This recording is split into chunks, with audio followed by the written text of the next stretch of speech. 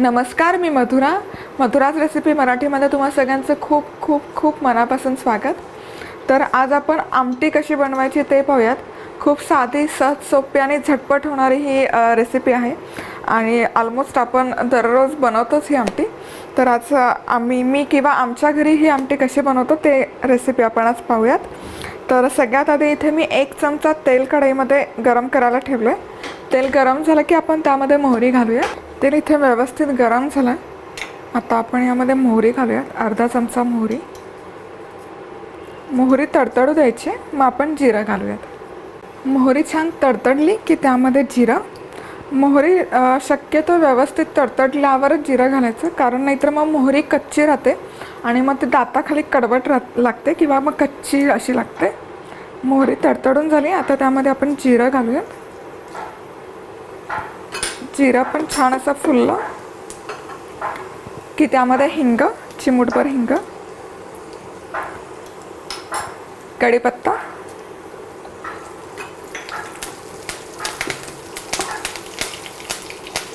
आणि टोमॅटो.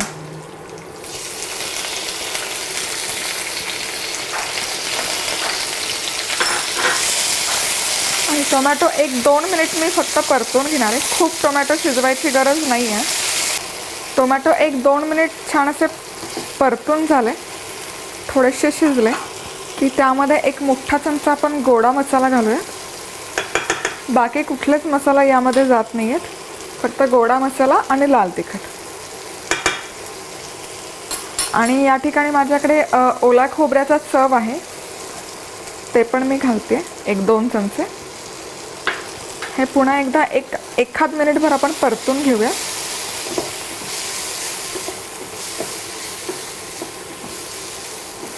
एक मिनिटभर हे मसाला आणि खोबरं मी परतून घेतलं.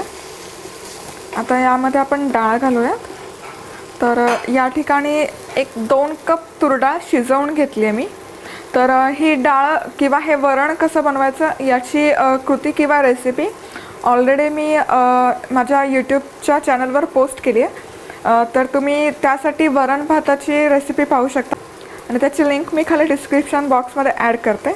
आणि डाळ शिजवतानाच त्यामध्ये हळद घातली होती. डाळ शिजवून झाल्यावर ती छान अशी घोटून घेतली आहे. आता ही डाळ यामध्ये घालूयात. त्यानंतर पाणी घालूयात आपण यामध्ये. आमटी साधारणपणे थोडीशी पातळसर असते, त्यामुळे मी पाणी थोडंसं जास्त घालते.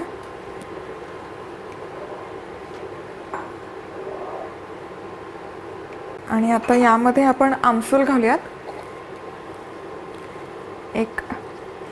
3 ते 4 आमसुलाच्या पाकळ्या. तुम्हाला हवं असेल तर तुम्ही चिंचेचा कोळ पण घालू शकता आमसुलाऐवजी.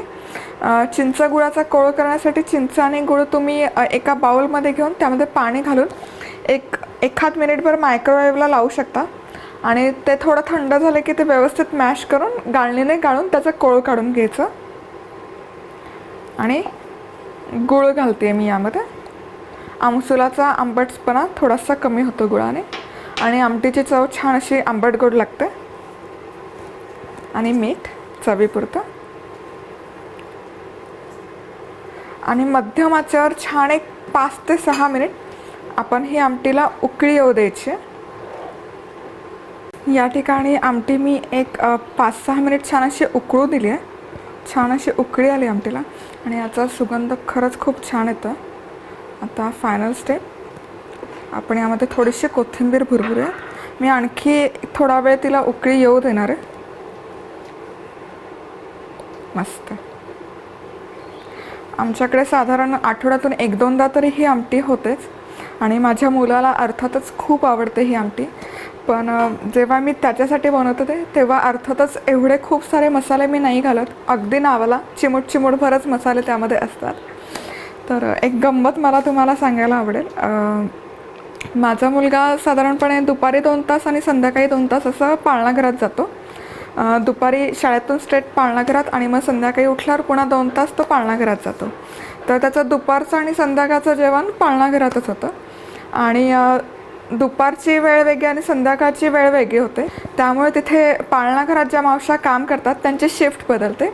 दुपारी दुसऱ्या मावशी असतात आणि संध्याकाळी दुसऱ्या मावशी असतात. तर इथे पुण्यामध्ये शाळेमध्ये डब्यामध्ये भाजीपोळी कंपल्सरी आहे. आठवड्यातून एकदाच खाऊचा दिवस असतो, अदरवाईज डेली तुम्हाला भाजीपोळीच द्यायची असते. आणि अर्थातच दुपारी पण तो पाळणाघरात भाजीपोळीच खातो.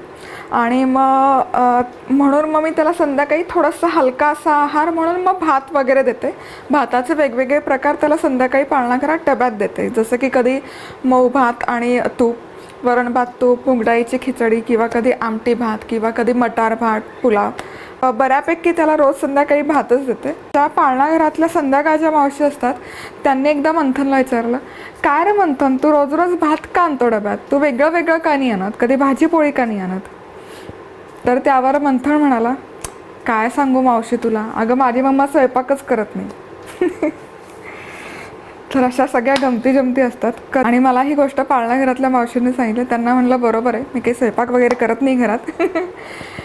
तर अशा गमती जमती असतात. आणि मुलं तर यामध्ये एक्सपर्ट असतात. आपल्या आईबद्दल कसं आणि कुठे आणि काय बोलायचं हे त्यांना परफेक्ट कळतं.